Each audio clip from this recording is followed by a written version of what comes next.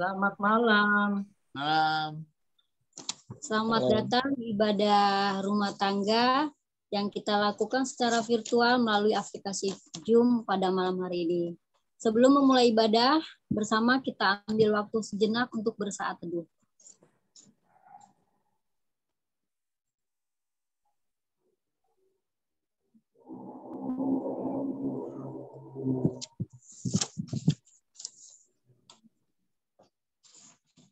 Ya, seperti biasa, jemaat diharapkan mematikan mic pada saat menyanyi, kecuali panggilan untuk berbalas-balasan. Jemaat terkasih, marilah kita bersama berbalasan dalam panggilan beribadah.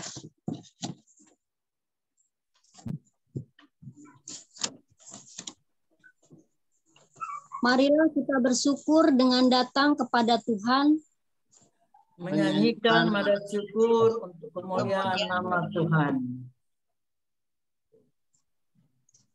marilah kita menghadap Tuhan dengan hati yang tertuju kepada Tuhan. Engkau hadir melawat dengan cinta kasih-Mu. Kini kami datang kepadamu, bersekutu dan berdoa.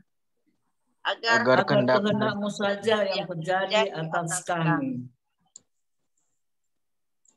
Kami awali kebaktian ini dengan mengarahkan hati dan pikiran kami untuk datang kepadamu. Terpujilah nama-Mu ya Tuhan. Kita sambut dengan nyanyian Menyenangkan-Mu.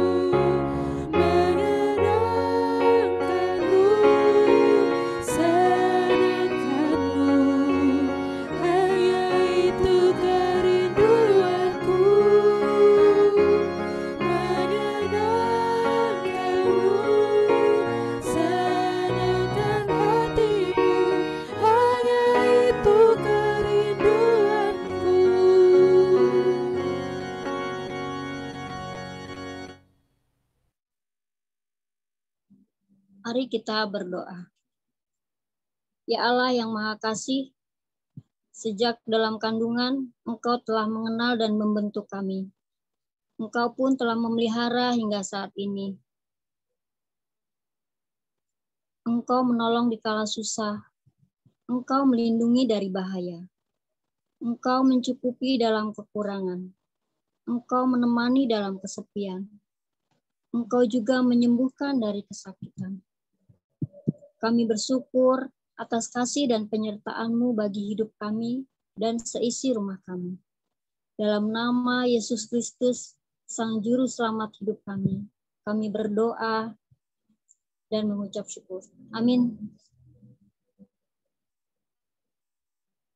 Kita sambut dengan nyanyian Jiwaku Terbuka Untuk-Mu Tuhan.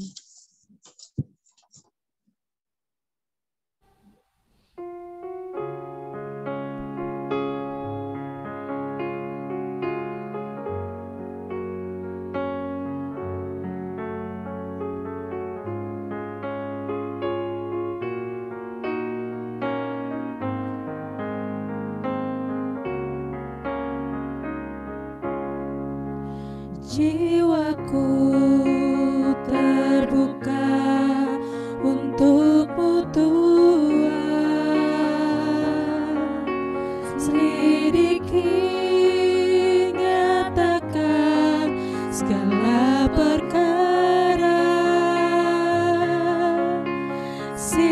ungkapkan semua yang terselubung, supaya ku layak di hadapan-Mu, Tuhan.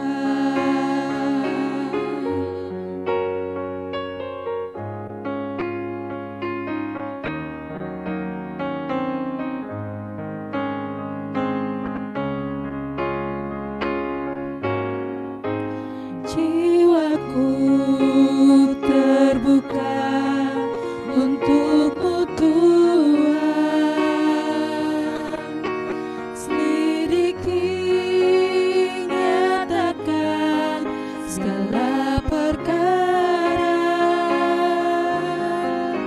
Singkapkan semua yang terselubung, supaya ku layak di hadapan-Mu, Tuhan.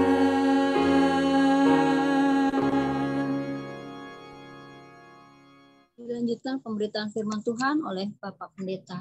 Baik, mari kita bersama kita berdoa. Kepadamu sungguh kami berserah, Tuhan. Biarlah hanya Tuhan juga yang menjadi sumber kekuatan, yang menuntun kami untuk kami mampu dan bisa mengerti apa yang menjadi kehendak dan rencana-Mu. Karena itu, kuasa Roh Kudus itu yang kami harapkan untuk meliputi kami semua dan juga hamba-Mu yang melayankan firman. Karena itu Bapa di sorga, biarlah Tuhan yang berfirman, kami dengan sungguh mendengarkannya. Amin.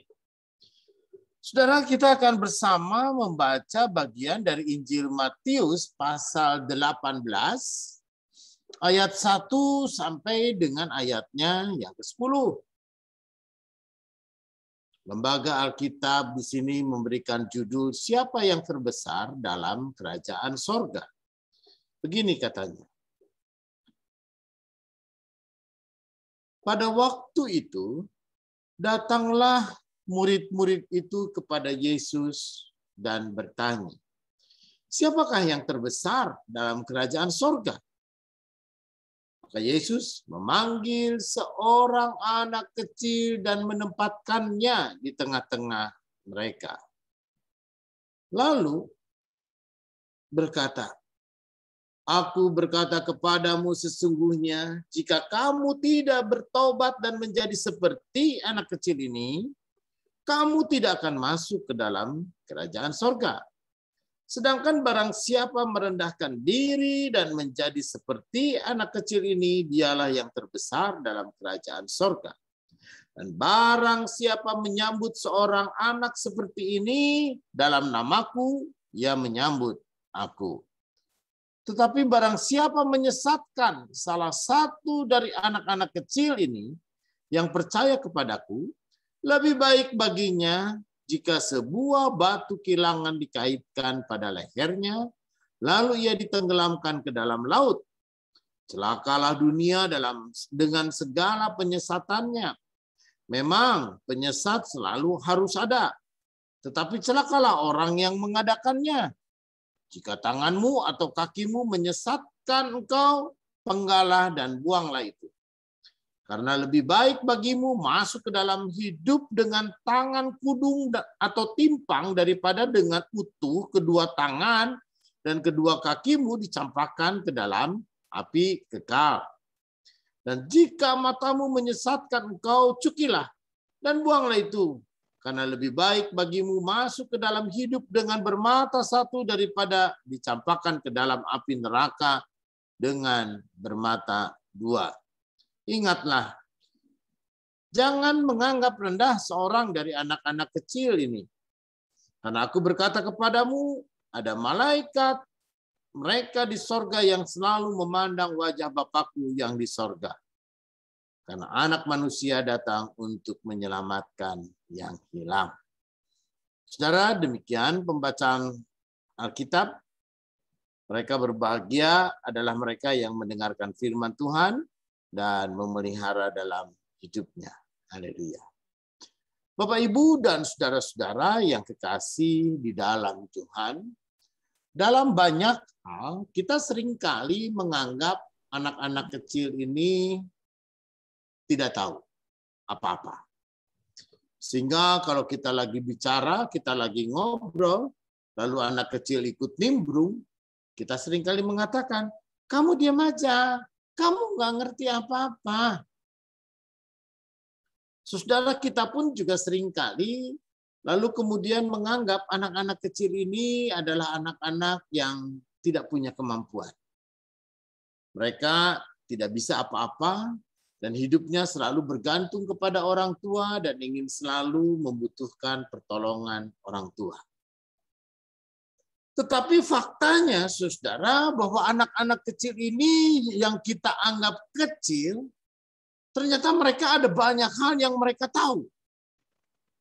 Ada banyak hal yang mereka mengerti. Dan ada banyak hal yang justru mereka punya kemampuan jauh lebih banyak. Karena itu, saudara, ya bagaimana kita mempelajari apa yang kita sebut dengan quantum learning.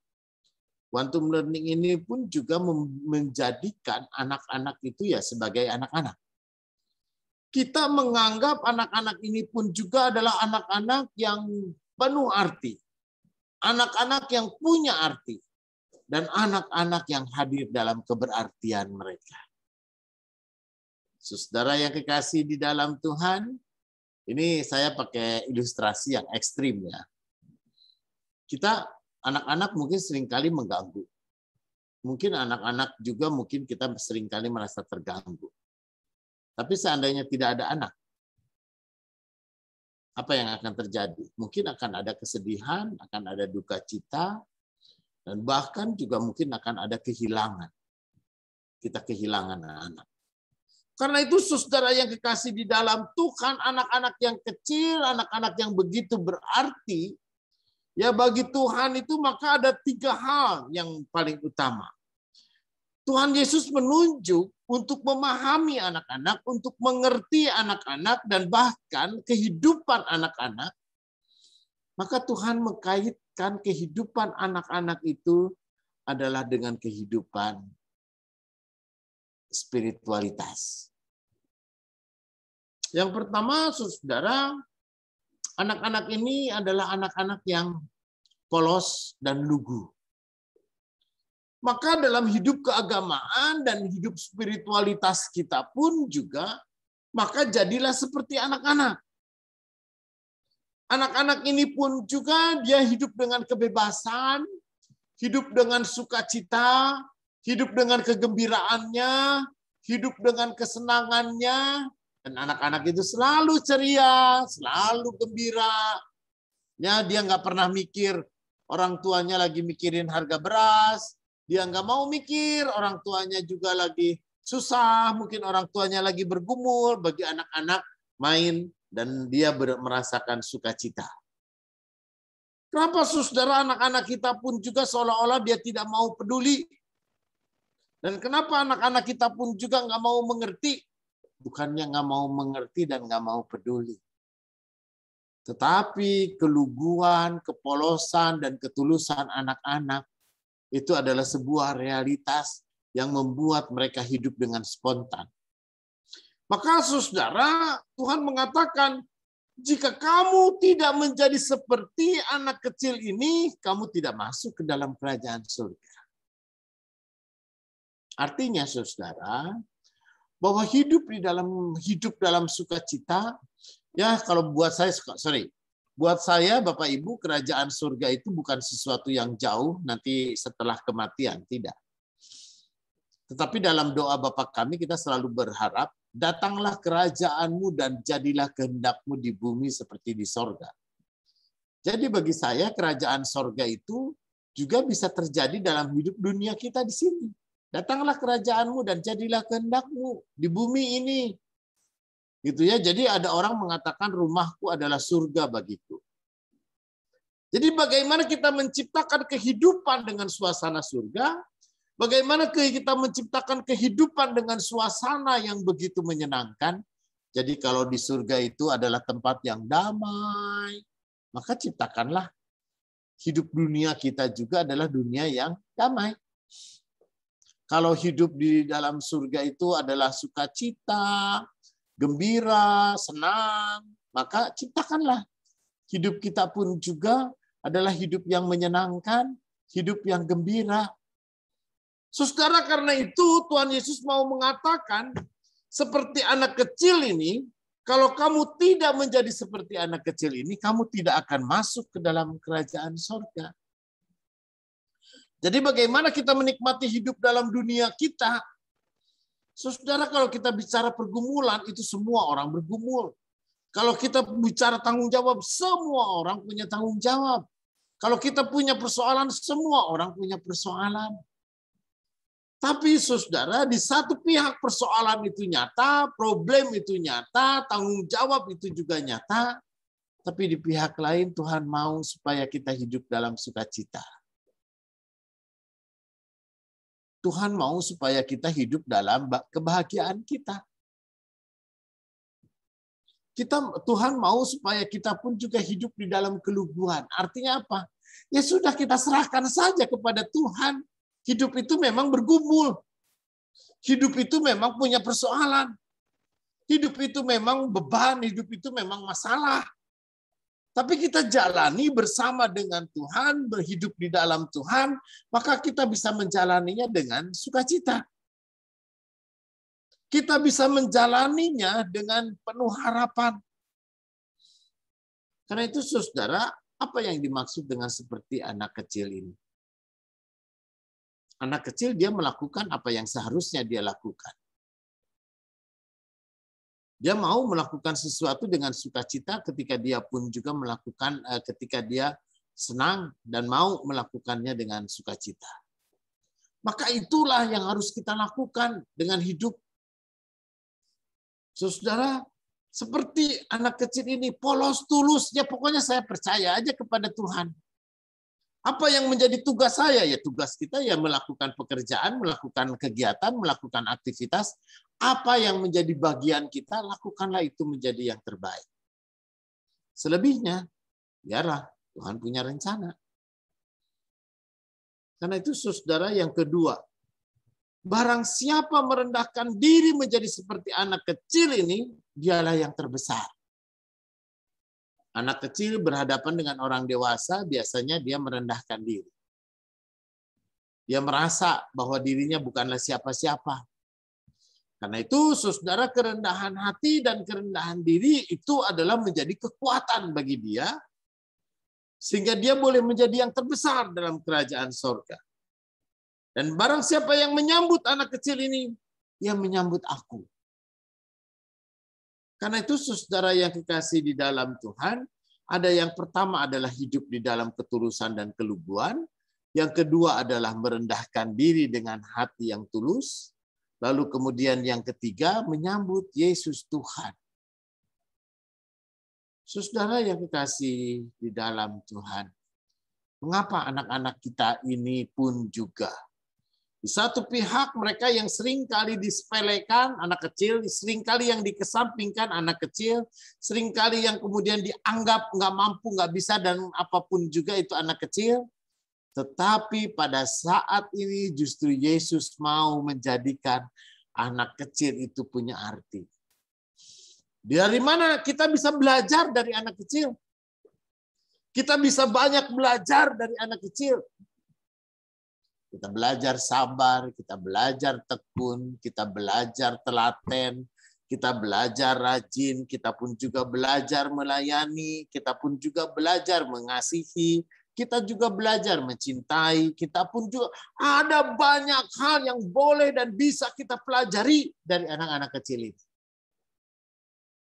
Karena itu saudaraku, maka anak kecil ini jangan kemudian disesatkan atau jangan kemudian diabaikan. Jangan kemudian diperlakukan dengan tidak baik. Tapi anak kecil ini adalah juga hidup dan kehidupan masa depan tiap kita. Bapak, Ibu, dan saudara-saudara yang kekasih di dalam Tuhan, beberapa hari yang lalu Presiden Joko Widodo melantik Jenderal Andika Perkasa menjadi Panglima TNI. Sementara penggantinya di Kasat itu adalah Jenderal Dudung Abdurrahman, orang Bandung. Saya merasa tertarik ya dengan Jenderal Dudung ini. Kiprahnya ketika dia menjadi Pangdam Jaya, dia menurunkan semua baliho tokoh tertentu, lalu kemudian menantang untuk membubarkan ormas, lalu kemudian menantang orang kemudian untuk berlaku sesuai dengan hukum karena Indonesia adalah negara hukum. Tapi siapa Jenderal Dudung ini? Jenderal Dudung ini punya pengalaman pahit. Ketika itu ayahnya adalah pegawai sipil, pegawai negeri sipil di Kodam 3 Siliwangi. Dan ibunya selalu menyuruh anak kecil waktu Dudung kecil ini menjual klepon. Ya, menjual klepon untuk masuk ke Kodam, markas Kodam. Nah, mungkin penjaga di situ biasanya kenal kalau Dudung kecil itu selalu membawa termos atau membawa kue, buntelan untuk kue, lalu kemudian dijual sama orang-orang di dalam. Tapi mungkin yang jaga ini lain. Kemudian yang jaga ini melihat anak kecil itu nyelonong bawa itu lalu dipanggil, lalu dimarahin, gitu kan, lalu dagangannya ditendang. Lalu kloponnya itu yang 54 hafal bener, ya. Jenderal Dudung ini hafal, katanya 54 klopon itu ngegelinding kemana-mana. Itu dan dia mengambil. Sambil dia menangis, lalu kemudian dia mengatakan, awas ya, suatu ketika saya jadi tentara, saya pun juga akan jadi perwira, tapi tidak seperti kamu. Saya akan menjadi perwira yang baik. Saudara yang kekasih di dalam Tuhan, rupanya anak kecil ini yang kemudian dianggap tidak berarti, anak kecil ini pun juga yang seringkali disepelekan, anak kecil ini pun juga yang kemudian diabaikan sedemikian rupa. Who knows? Siapa tahu? Tidak ada orang yang pernah mengerti, tidak ada orang satupun yang akan tahu bahwa anak kecil itu lalu kemudian menjadi seorang jenderal sekarang. Ya, anak kecil itu mungkin kalau ada yang ingat bahwa mungkin ada seorang tentara yang menendang jualannya, mungkin siapa itu penjaganya ya mungkin nggak ngerti juga. Tetapi saudara, anak kecil itu dulu yang diperlakukan dengan tidak baik, anak kecil yang diperlakukan dengan tidak adil itu, anak kecil yang diperlakukan dengan sewenang-wenang itu, sekarang justru menjadi seseorang yang memberi arti yang lebih banyak bagi masyarakat dan bangsa ini.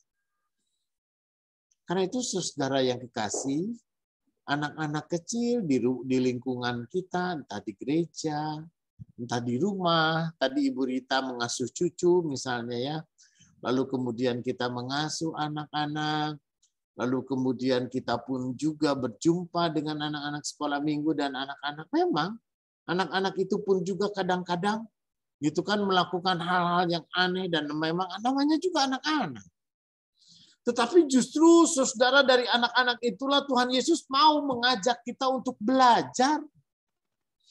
Ya, belajar sabar, belajar telaten tadi, belajar kita pun juga bagaimana mengasihi, bagaimana kita mendidik, mengajar anak-anak, belajar bagaimana kita pun juga membentuk karakter anak, belajar bagaimana kita pun juga membentuk spiritualitas anak, bagaimana kita pun juga belajar membentuk hidup dan masa depan mereka, bagaimana ada banyak hal yang kita pelajari dari anak-anak. Dan semuanya itu pun juga menantang kita untuk melakukan sesuatu yang terbaik bagi mereka. Kita tidak pernah tahu anak-anak yang kecil-kecil yang ada di lingkungan kita dan di gereja kita, 10 tahun, 20 tahun yang akan datang mereka jadi apa? Kita tidak tahu. Tapi saudara, kita pada saat ini, kita wajib untuk mengasihi mereka, untuk melihat mereka sebagai anak yang penuh arti bagi Tuhan dan juga bagi hidup kita. Dan mereka pun juga adalah anak-anak yang begitu berarti di hadapan Tuhan. Karena itu, saudara, kita boleh bersama-sama kita belajar dan sekaligus kita mengasihi anak-anak di sekitar kita. Terpujilah Tuhan. Amin.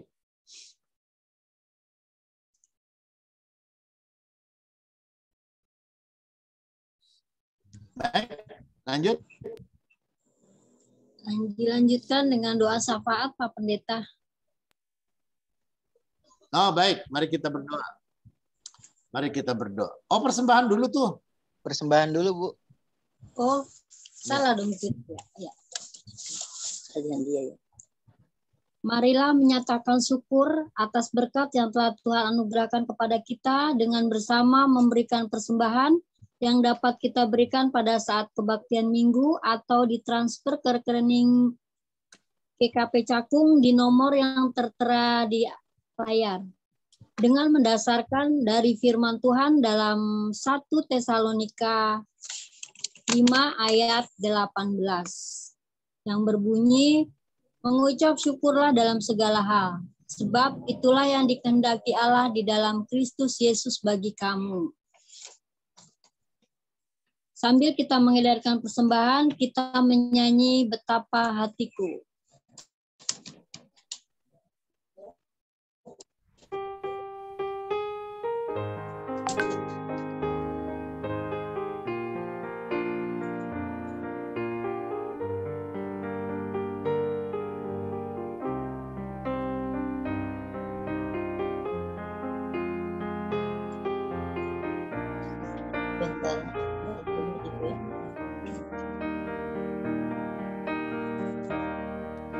Betapa hatiku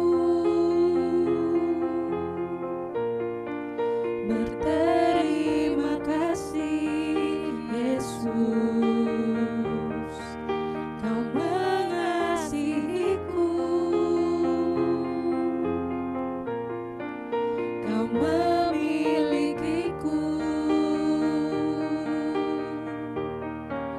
Hanya ini Tuhan persembahanku, segenap hidupku, jiwa dan ragaku, sebab tak ku miliki harta kekayaan yang cukup berarti untuk ku persembahkan.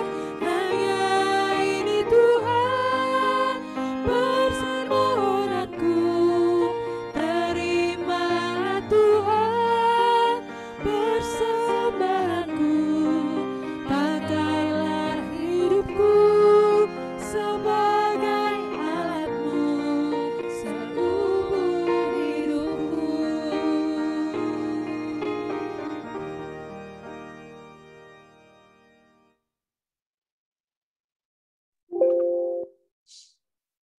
Baik, kita bersama, kita berdoa. Bapa di dalam sorga, kembali kami hadir di hadapan hadirat-Mu. Pakailah kami sungguh untuk menyatakan kasih dan jalan mengasihi kepada anak-anak kami. Anak-anak kami yang kecil-kecil, kami boleh didik, boleh ajar, boleh pimpin. Dan kami pun juga boleh dengan sungguh-sungguh mengantar mereka untuk hadir di hadapan hadirat-Mu. Agar mereka pun juga boleh mengenal Yesus Tuhan sebagai Juru Selamat kami. Karena itulah Tuhan Allah Bapa, kami pun juga boleh belajar dari kehidupan anak-anak yang tulus, yang polos, yang lugu dan jujur. Kami boleh hadir di hadapan Tuhan sebagaimana anak-anak adanya.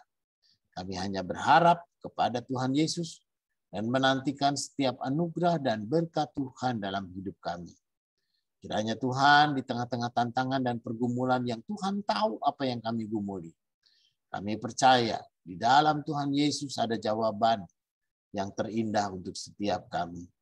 Tuhan juga boleh menjawab kerinduan untuk dipulihkan bagi Ibu Bono, bagi Bapak Selitonga, dan juga bagi saudara-saudara kami yang lain. Hanya ke dalam tangan-Mu dan hanya untuk pengharapan kami kepada Tuhan Yesuslah. Di saat ini kami mau menyatakannya. Tuhan memberkati orang tua kami, Tuhan juga memberkati para janda dan duda dan yatim dan piatu.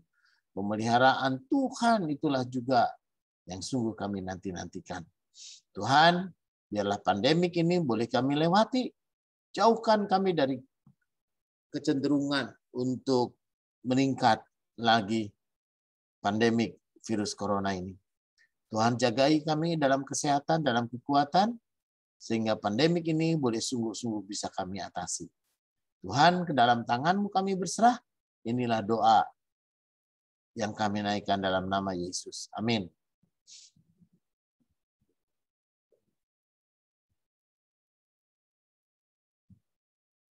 Sebagai lagu penutup kita akan menyanyi dari PKJ 184 ayat 1 dan 2.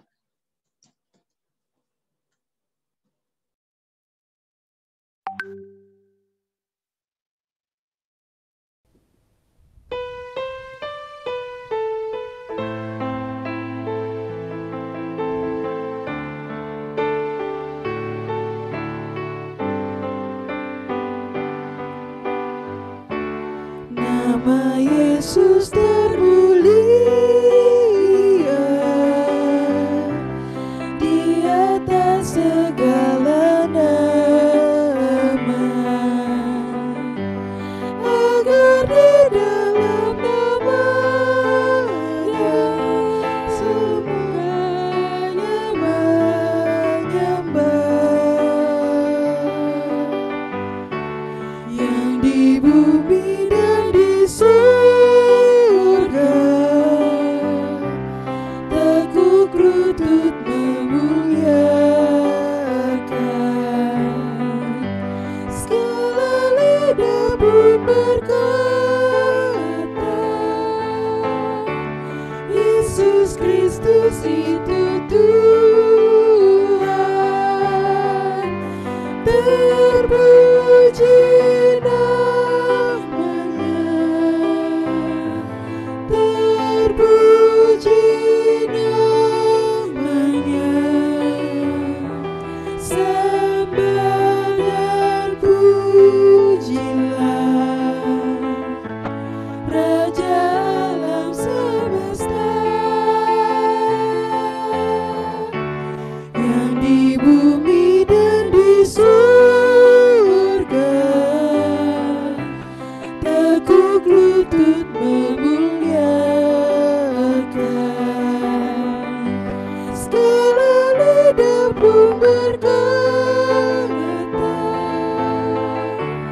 Yesus Kristus itu Tuhan.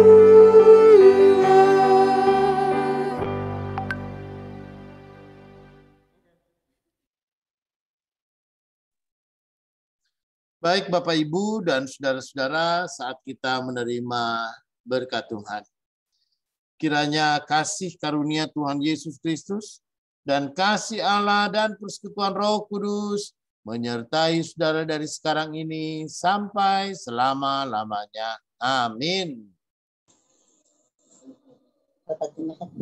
Amin.